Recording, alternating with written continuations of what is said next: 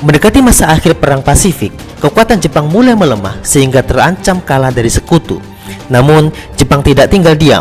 Pemerintah Jepang kemudian memberikan janji kemerdekaan kepada bangsa Indonesia. Janji kemerdekaan kepada bangsa Indonesia dari Jepang diucapkan oleh Perdana Menteri Kaiso pada 7 September 1945 di hadapan sidang parlemen Jepang. Janji itu diucapkan dengan tujuan agar bangsa Indonesia tetap membantu Jepang menghadapi sekutu.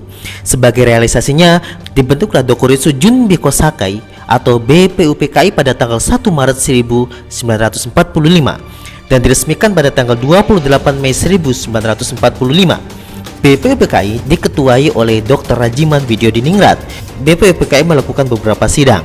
Sidang BPUPKI pertama diadakan tanggal 29 Mei sampai 1 Juni 1945 membahas dasar negara Indonesia. Dalam sidang tersebut beberapa tokoh menyumbang pandangannya mengenai rancangan dasar negara Indonesia seperti Muhammad Yamin, Mr. Supomo, dan Soekarno. Sidang BPUPKI yang kedua tanggal 10 sampai 16 Juli 1945 membahas tentang rancangan Undang-Undang Dasar. Sidang ini menetapkan bahwa bentuk negara Indonesia adalah negara kesatuan yang berbentuk republik. Kemudian pada tanggal 11 Juli 1945, panitia merancang Undang-Undang Dasar menetapkan Piagam Jakarta sebagai pembukaan Undang-Undang Dasar.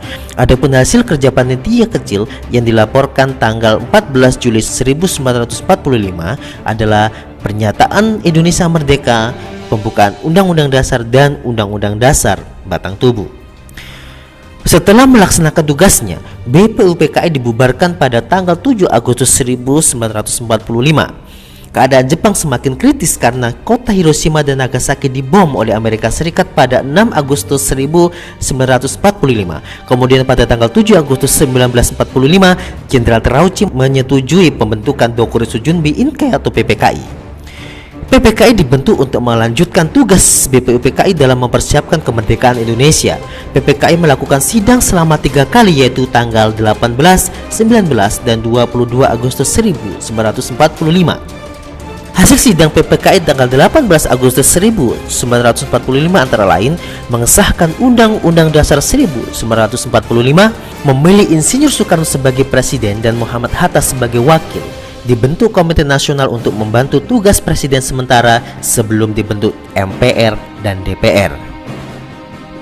Sidang PPKI 19 Agustus 1945 menghasilkan pembagian wilayah Republik Indonesia terdiri dari 8 provinsi, menetapkan Komite Nasional, menetapkan 12 departemen dengan menterinya yang mengepalai departemen dan 4 kementerian negara.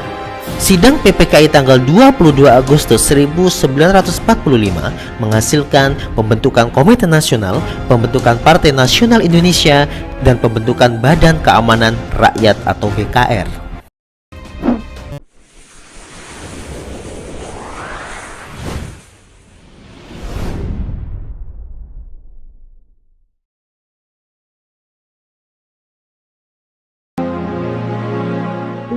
Oktober 1945, Tentara Keamanan Rakyat atau TKR resmi berdiri.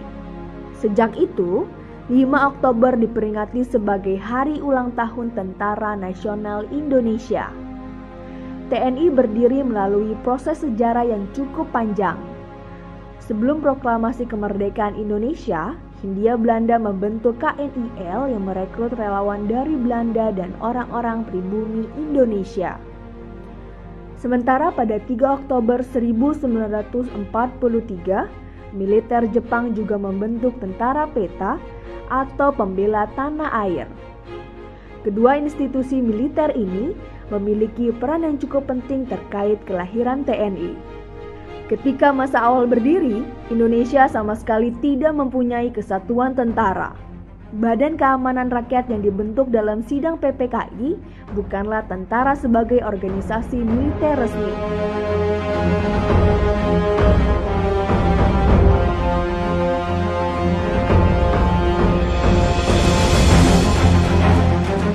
Pada masa Orde Baru, nama TNI berganti menjadi ABRI atau Angkatan Bersenjata Republik Indonesia.